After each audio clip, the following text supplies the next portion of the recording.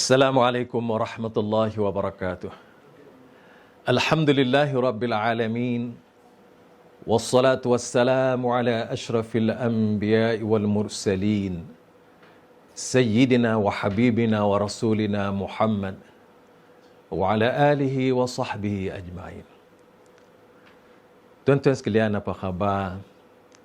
Saya ucap selamat berbahagia dan selamat menyambut bulan Ramadan yang akan kita sambut dalam sekitar seminggu lagi. Semoga kita diberi oleh Allah Subhanahu wa taala kesihatan yang berpanjangan dan taufik hidayahnya yang berterusan, nikmat yang berlimpah ruah, sehingga kita dapat melaksanakan tugas kita sebagai seorang Muslim dengan baik dan diterima oleh Allah Subhanahu wa taala semua amalan kita. Tuan-tuan sekalian, sekarang ini kita berada di akhir Syaban dan insya-Allah kita akan menyambut Ramadan tidak berapa hari lagi, iaitu sekitar seminggu. Dan kita tahu bahawa bulan Ramadan yang akan menjelma nanti merupakan sebaik-baik bulan di antara bulan-bulan yang ada di dalam hidup kita. Semua kita tahu bahawa Allah Subhanahu wa taala telah menciptakan bulan ini ada 12 bulan dalam satu tahun. Dan Allah Subhanahu wa taala meletakkan di dalam bulan Ramadan ini berbagai keistimewaan yang tidak ada pada bulan lain. Kedatangan Ramadan merupakan satu kedatangan yang sangat hebat di dalam kehidupan kita. Kedatangan Ramadan boleh kita gambarkan seperti seorang anak yang akan pulang ke pangkuan ibu bapa setelah berpisah lama, hampir 1 tahun. Ataupun seperti seorang yang sedang menanti anak yang lahir, anak yang pertama yang akan lahir. Bagaimana dia rasa? Bagaimana dia membuat persediaan? Bagaimana perasaan penantian itu? Sudah pasti menanti dengan penuh rasa syukur, menanti-nanti kedatangannya, bagaimana yang ada dalam hidupnya. Begitulah juga seperti kita menanti seorang besar, pemimpin utama yang datang ke kampung kita. Kita menanti dengan penuh debaran, kita menanti dengan penuh kesyukuran kerana mereka datang. Dan begitulah seterusnya bandingan-bandingan. Hal yang sama kita boleh bayangkan apabila Ramadan ini datang. Ramadan itu datang untuk membawa segala kebaikan yang luar biasa yang tidak pernah ada di dalam bulan-bulan lain. Dan antara kebesaran-kebesaran yang Allah berikan, nikmat limpah kurnia yang sangat banyak diletakkan di dalam Ramadan ini, yang pertama, bulan Ramadan diletakkan iaitu salah satu rukun Islam. Rukun Islam yang disebut sebagai as-saum atau as-siyam, ataupun kita sebut dalam bahasa kita ialah puasa. Puasa ini Allah Subhanahu wa taala letak di dalam bulan Ramadan. Kemuliaan yang besar, kemuliaan yang tinggi, yang kemuliaan yang sangat dikaitkan dengan rukun utama di dalam rukun Islam. Itu yang pertama. Kerana itu Allah Subhanahu wa taala telah menetapkan kepada kita supaya kita berpuasa pada bulan Ramadan. Sebagaimana firman-Nya yang bersebut di dalam surah Al-Baqarah ayat 183, A'udzubillahi minasyaitonir rajim. Ya ayyuhallazina amanu kutiba alaikumus shiyam kama kutiba alal ladzina min qablikum la'allakum tattaqun. Ia bermaksud, wahai orang-orang yang beriman, telah difardukan ke atas kamu berpuasa atau as-siyam, sebagaimana ia telah difardukan kepada umat sebelum kamu. Mudah-mudahan dengan kamu berpuasa itu, kamu akan menjadi atau mencapai tingkatan takwa. Ini perkara yang pertama. Kerana itulah Rasulullah sallallahu alaihi wasallam menyebut bahawa puasa ini salah satu daripada rukun Islam. Sebagaimana sabda Rasulullah sallallahu alaihi wasallam, "Bunyal Islamu ala khamsin. Syahadati an la ilaha illallah wa anna Muhammadan abduhu wa rasuluh wa iqamis salah wa ita'iz zakah wa shaumi Ramadan wa hajji baitillahil haram. Maksudnya rukun Islam itu dibina di atas 5 tonggak. Yang pertama, syahadati an la ilaha illallah Muhammadur Rasulullah, iaitu 2 kalimah syahadah. Yang kedua, mendirikan salat. Yang ketiga, zakat. Yang keempat, puasa. Dan yang kelima, haji. Jadi, puasa ini adalah merupakan rukun Islam yang keempat sebagaimana yang disebut oleh Rasulullah sallallahu alaihi wasallam di dalam hadis tersebut. Dan puasa itu diletakkan di dalam bulan Ramadan. Kerana itulah puasa ini sangat besar dan sangat istimewa. Sehingga Rasulullah sallallahu alaihi wasallam menyebut bahawa man shama Ramadana imanan wa ihtisaban ghufira lahu ma taqaddama min dhanbih. Sesiapa yang berpuasa dengan penuh keimanan dan ingin mencapai keredaan Allah, ganjaran daripada Allah, diampun segala dosa-dosanya yang terdahulu. Kerana itulah Ramadan datang untuk memberi keampunan kepada hamba-hambanya. Seterusnya, di dalam bulan Ramadan disunatkan untuk solat tarawih. Bulan-bulan lain tak ada. Hanya pada bulan Ramadan sahaja. Ini satu keistimewaan yang tidak terdapat pada bulan-bulan lain.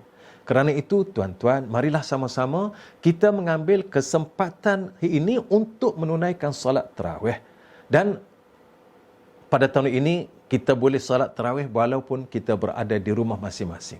Kita tidak dibenarkan untuk melaksanakan solat tarawih di masjid atau di surau sebagai hari-hari yang lalu, tahun-tahun yang lalu. Walau bagaimanapun, kita jangan lupa untuk menunaikan solat tarawih di rumah, sebagaimana kita menunaikan solat fardu di rumah. Dan pematunan ini sangat perlu kita beri perhatian agar COVID-19 yang sedang melanda ini dapat diatasi dan kita semua dapat kesihatan yang lebih baik daripada yang lalu-lalu. Dalam hubungan solat tarawih ini, Rasulullah sallallahu alaihi wasallam telah bersabda, "Man qama Ramadana imanan wa ihtisaban ghufira lahu ma taqaddama min dhanbi." Sesiapa yang mendirikan Ramadan. Mendirikan Ramadan di sini maksudnya ialah menunaikan solat tarawih dengan penuh iman. Dengan penuh iman dan ingin mendapat keredaan Allah, ganjaran daripada Allah, diampun untuk orang yang bersolat tarawih itu dosa-dosa yang terdahulu. Jadi solat tarawih yang dilakukan oleh setiap umat Islam pada malam Ramadan itu, ganjarannya diampun dosa-dosa oleh Allah. Dan pengampunan ini bagi kita adalah sangat besar, dan keampunan itulah yang kita pohon kepada Allah Subhanahu Wa Taala. Kerana dengan keampunan tersebut kita tidak akan lagi ada dosa, dan orang yang tidak ada dosa, mereka akan dimasukkan ke syurga oleh Allah Subhanahu Wa Taala. Seterusnya, dalam bulan Ramadan ada keistimewaan yang besar lagi, iaitu ada malam Lailatul Qadar. Malam Lailatul Qadar disebut oleh Allah Subhanahu Wa Taala khairun min alfi syahr. Lebih baik daripada 1000 bulan. Semua kita tahu bahawa 1000 bulan itu merupakan panjang usianya. Kalau dikira, maka ia mencapai 83 tahun 4 bulan. 83 tahun 4 bulan bukan suatu masa yang pendek. Malah jarang orang yang sampai usia tersebut. Namun, satu malam itu, ganjarannya sehebat itu, sebesar itu. Maka oleh kerana itulah, Rasulullah sallallahu alaihi wasallam memberi lagi galakan, dorongan kepada kita orang Muslim supaya kita mengambil peluang ini dengan sebaik-baiknya. Sebagaimana sabda Rasulullah sallallahu alaihi wasallam, "Man qama Lailatul Qadr imanan wahtisaban ghufira lahu ma taqaddama min dhanbi." Sesiapa yang melakukan ibadah pada waktu malam Al-Qadar, berbagai ibadah yang boleh kita lakukan dengan penuh iman dan mengharapkan ganjaran daripada Allah, diampun dosa-dosa yang terdahulu. Jadi di sini tuan-tuan, kita telah tengok ada 3 hadis yang Rasulullah sebut. Yang pertama, orang yang puasa pada bulan Ramadan dengan penuh rasa iman dan mengharapkan ganjaran daripada Allah akan diampun dosanya. Orang yang solat tarawih dengan penuh iman dan mengharapkan ganjaran daripada Allah, Allah akan ampun dosanya yang terdahulu. Begitulah juga dalam hadis ini, Rasulullah menyebut dan bersabda, sesiapa yang melakukan ibadah pada malam Ramadan, pada malam Lailatul Qadar dengan penuh iman dan mengharapkan ganjaran daripada Allah, diampunkan dosa-dosa yang terdahulu. Tuan-tuan sekalian, kerana itu kita sebagai orang Islam, kita mengetahui semuanya ini akan berlaku pada malam bulan Ramadan, dan kita perlu ambil peluang yang banyak agar kita dapat berada dalam suasana keampunan dan juga ganjaran besar daripada Allah Subhanahu wa taala. Seterusnya, dalam bulan Ramadan ini ada satu perkara yang besar telah berlaku dalam sejarah, iaitu peperangan Badar. Dalam bulan Ramadan juga Allah Subhanahu wa taala telah menceritakan dalam Al-Quran satu peristiwa penting yang berlaku, iaitu perang Badar yang menentukan hak dan batil. Kedua-dua perkara ini telah berlaku untuk memberi keinsafan kepada kita bahawa dalam bulan Ramadan ini ada peristiwa besar yang telah berlaku dalam sejarah, dan ini merupakan satu titik tolak yang penting dalam sejarah umat Islam. Peperangan Badar berlaku di mana tentera Islam sedikit. Bilangannya ialah 313 orang, dipimpin oleh Rasulullah sallallahu alaihi wasallam. Yang pada mulanya adalah keluar untuk menyekat dagangan yang dibawa oleh Abu Sufyan yang pulang daripada Syam. Dan Abu Sufyan mengetahui apa yang akan dihadapi, lalu beliau telah menghantar maklumat kepada orang-orang Mekah untuk mempertahankan atau untuk memberi perlindungan kepadanya. Lalu orang Mekah telah mempersiapkan satu pasukan besar yang terdiri daripada 1,000 orang tentera dengan cukup kelengkapan dan peralatan bala tentera, yang ada yang berkuda, ada yang berunta, dan persiapan yang cukup untuk memerangi Rasulullah sallallahu alaihi wasallam. Sedangkan apa yang Rasulullah miliki adalah tidak ada seperti mereka, malah bilangan lebih kecil dan juga tidak mempunyai peralatan untuk perang. Ada mereka yang pergi tidak ada membawa apa-apa, berjalan kaki, ada yang menunggang dan sebagainya. Namun ditakdirkan oleh Allah Subhanahu wa taala untuk berlaku peperangan. Dan apabila berlaku peperangan, golongan yang sedikit ini dapat memenangi dan menewaskan golongan yang ramai dengan izin Allah.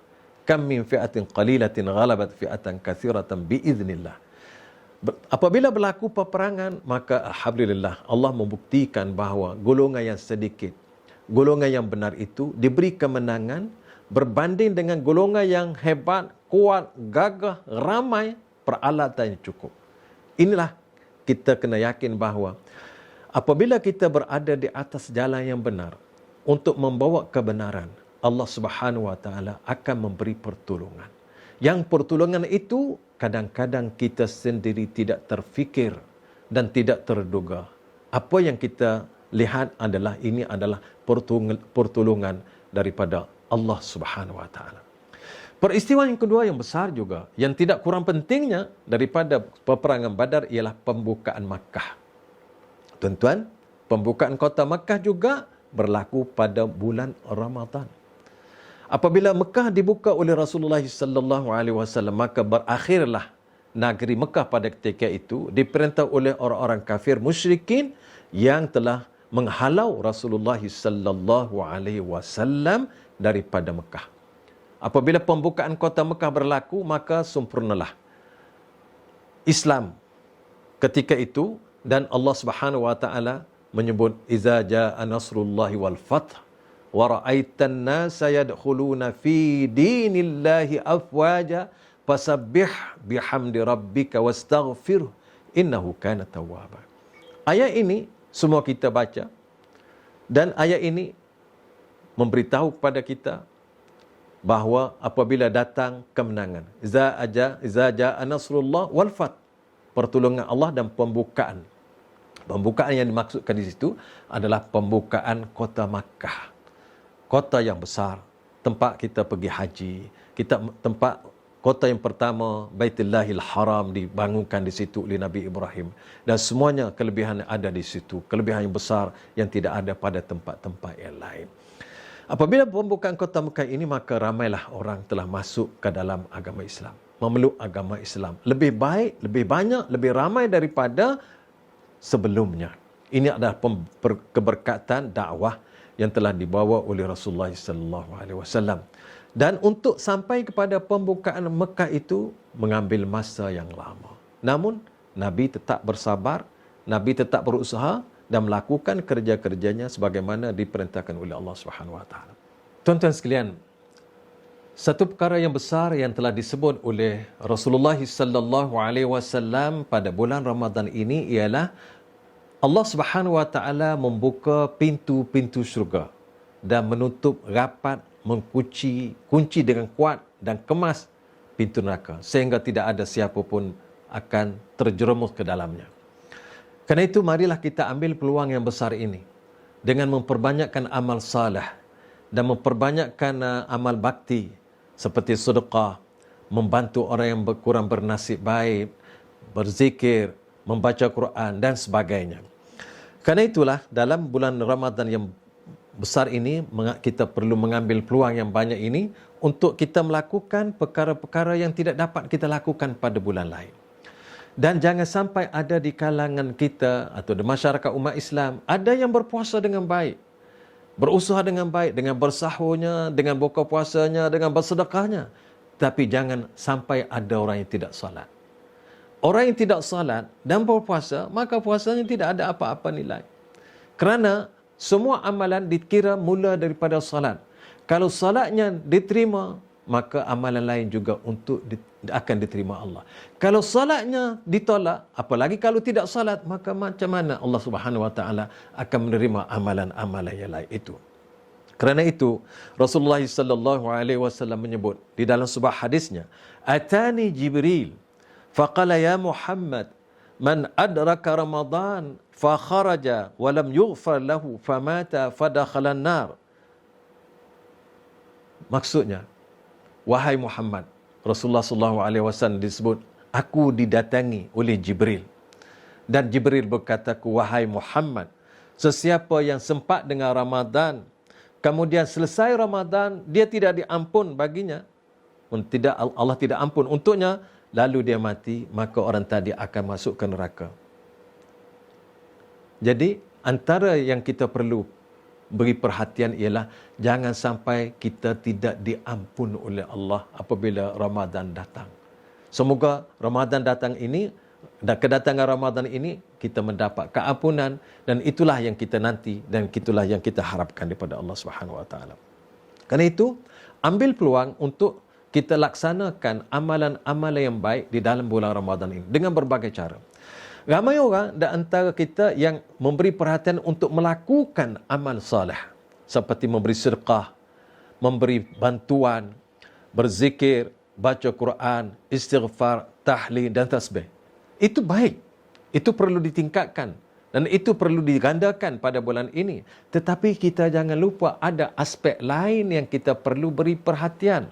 Antara lain ialah kita perlu menjaga anggota tubuh badan kita daripada melakukan perbuatan-perbuatan yang boleh mengurangkan atau menghapuskan pahala puasa kita. Kerana itu kita perlu menjaga lidah kita daripada bercakap perkara yang tidak bagus, tidak baik. Atau seperti kita mengumpat, mengeji, mengadu domba, menekeng, meninggi suara yang tidak perlukan. Kerana itu kita perlu jaga lidah kita daripada bercakap yang tidak baik. Kerana itu ia juga merupakan mengurangkan atau menghapuskan pahala kita. Hal yang sama kita perlu juga menjaga tangan kita. Perbuatan yang kita lakukan dengan tangan. Memberi dan mengambil rasuah sebagainya. Merupakan satu amalan yang boleh merosakkan pahala puasa. Mungkin puasanya cantik tetapi melakukan perbuatan buruk. Begitulah juga melaksanakan tugas dengan tidak jujur dan ikhlas. Ia juga boleh mencacatkan amalan kita. Karena itulah begitulah juga kita menjagakan diri kita daripada makan, minum harta yang haram. Perkara-perkara yang haram. Supaya puasa kita diterima Allah Subhanahu wa taala dan mendapat ganjaran yang baik. Kerana itu Rasulullah sallallahu alaihi wasallam menyebut, kedatangan bulan Ramadan ini merupakan satu peluang yang baik kepada semua orang yang ingin kembali kepada Allah Subhanahu wa taala. Dan dia juga sebagai mengkifaratkan dosa yang telah dilakukan, iaitu dosa-dosa kecil. Adapun dosa-dosa besar perlu memohon ampun dan maaf kepada Allah secara khusus. Yang disebut tadi, Allah mengampun semuanya tadi, mengampun dosa-dosa kecil. Adapun dosa besar, perlu mohon maaf. Perlu bertaubat dan memohon keampunan daripada Allah Subhanahu wa taala. Dalam hubungan ini Rasulullah sallallahu alaihi wasallam menyebut, as-salawatul khams wal jumu'atu ila al-jumu'ah wa ramadanun ila ramadan mukaffiratun lima bainahun majtunibatil kabair. Rawahu Muslim. Maksudnya, sembahyang 5 waktu yang ditunaikan pada setiap hari, seperti antara zuhur dengan asar, asar dengan maghrib dan seterusnya, maka sembahyang tersebut akan mengkifaratkan antara satu sama lain. Sebagai contoh, orang yang sembahyang zuhur, lepas solat zuhur mungkin dia melakukan dosa-dosa kecil yang dia tidak sedari. Kemudian dia solat asar, maka dosa-dosa kecil yang dilakukan selepas zuhur tadi akan diampun oleh Allah. Begitulah juga Jumaat ke Jumaat. Sebagai contoh hari ini, hari Jumaat. Lepas hari Jumaat lepas, ada dosa-dosa kecil yang dilakukan oleh seseorang atau oleh sesiapa sahaja. Apabila datang Jumaat ini, maka dosa-dosa kecil yang dilakukan selepas Jumaat lepas akan dihapuskan oleh Allah Subhanahu wa taala. Hal yang sama Ramadanun ila Ramadan, Ramadan tahun lepas. Apabila datangnya Ramadan tahun ini, maka dosa-dosa kecil yang dilakukan selepas Ramadan tahun lepas dengan kedatangan Ramadan ini, maka Ramadan tahun ini akan menghapuskan dosa-dosa. Maksudnya, orang yang berpuasa pada bulan Ramadan, orang tak puasa itu tak masuk dalam hadis ini. Begitu juga solat 5 waktu bagi orang yang solat. Orang tak solat tak termasuk. Begitulah juga hari Jumaat, orang solat Jumaat minggu lepas, hari ini akan solat Jumaat, maka akan terhapus dosa itu. Baik tuan-tuan, apabila saya sebut solat Jumaat, mungkin tuan-tuan akan tertanya-tanya, minggu lepas kita tak sembahyang Jumaat kerana COVID-19 diarahkan supaya kita jangan solat. Begitu juga sebelumnya sampai ke hari ini kita pun belum lagi. Tuan-tuan, mana-mana orang yang sentiasa solat Jumaat dan sentiasa melakukan amal soleh, tiba-tiba ia terhalang dengan sebab sakit atau dengan sebab masyaqqah atau dengan sebab apa-apa yang menghalang dia, seperti dia musafir, maka pahalanya itu tetap diberi oleh Allah Subhanahu wa taala. Kerana itu jangan kita bimbang, jangan kita khawatir tentang ganjaran yang diberikan oleh Allah Subhanahu wa taala.